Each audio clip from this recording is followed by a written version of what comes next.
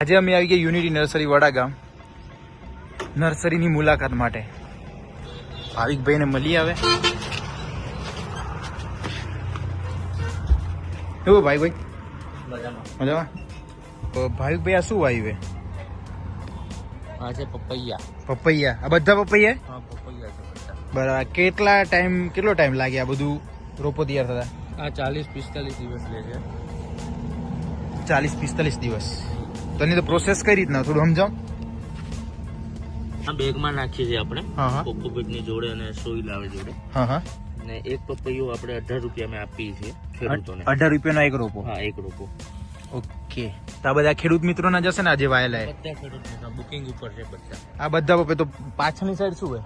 પાછળની side booking પપૈયા. હા, તો ચલો પાછળની સાઈડ જઈને જોઈએ શું વાયુ હોય.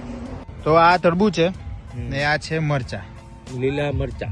લીલા મરચા, તરબૂચ અને પાછળ છેલ્લે એ તરબૂચ છે. એટલે આ બિયારણ નાખવાનું ચાલુ. આ શું હોય?